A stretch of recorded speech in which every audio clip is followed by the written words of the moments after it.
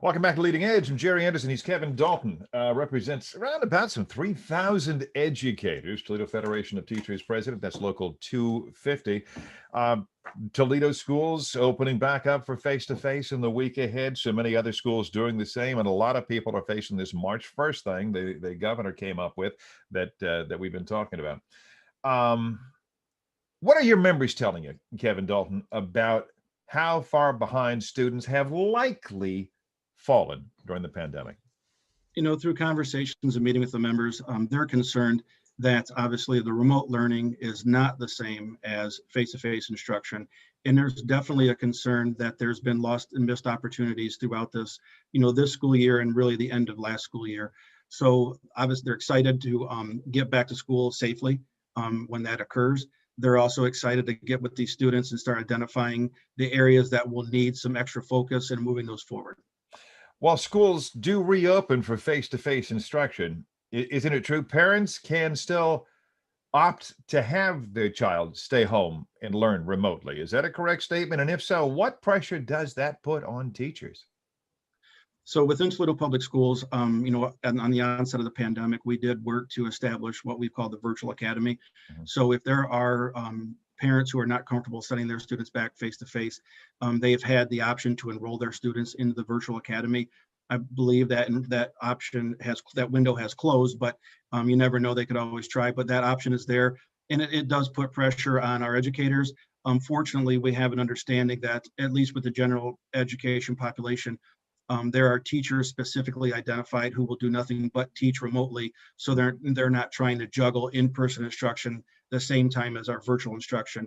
We do have a few classes that the teacher will be asked to juggle that, and we're working to really fix that with the district. We do not believe that is a best practice, trying to do both. If the individual is going to be doing remote learning, then we really want that individual to focus on that so they can give the time and energy needed to create and really provide the best instruction possible. I think teachers, and I'm around several of them down here, I think teaching is one of the highest callings out there to begin with. But I don't think if I were to ask teachers, hey, when you were getting your education degree at BG, which is a great education school, for example, Sure. or wherever you went, how did that semester go on working through a pandemic? Did you guys? I don't think anybody had that training, but they have forced starting mid-March. But they started with a 3-week shutdown from the governor. They have had to fight their way through. And the creativity that I hear from some of the educators on ways they are finding to engage kids, I sit in awe. I was already in awe of teachers, but even more so now. School testing seems to be on hold, and I totally understand that in the middle of this thing. Yeah. It seems to be on hold, but I read where I think it was the head of the Ohio Senate, the guy Huffman out of Lima, says, no, we need to do that. And his justification is, hey, we got to find out really where kids are to try to get back on track and get. Does he have a point? Probably from a financial perspective, I believe there's dollars tied to state in standardized testing. But at the end of the day, if you want to know where the students are academically, the best way to do that is you work with the teachers, you let the teachers do what they do. The testing provides a snapshot of how that student's performing. And assuming the student's there that day, or assuming the student's got everything, working in their favor and having a good day, then you might get a good view of it. But we know life doesn't work that way. And the best way to identify where a student's at academically is through a collection of evidence. And I think that's the most appropriate way. I don't believe we should rush back to schools and then all of a sudden throw our students into a testing environment. At the end of the day, Kevin Dalton, his membership, you say, very much wants to get back to face. They long to get back to face-to-face instruction. They know that a remote thing, as good as it is, can't come close to that. But you want to do it under the right set of circumstances and especially safety protocols. Absolutely. As you started earlier, stated, when you went to Bowling Green, and I was fortunate enough to go to University of Toledo. I've heard of it. Bachelor's and master's in education.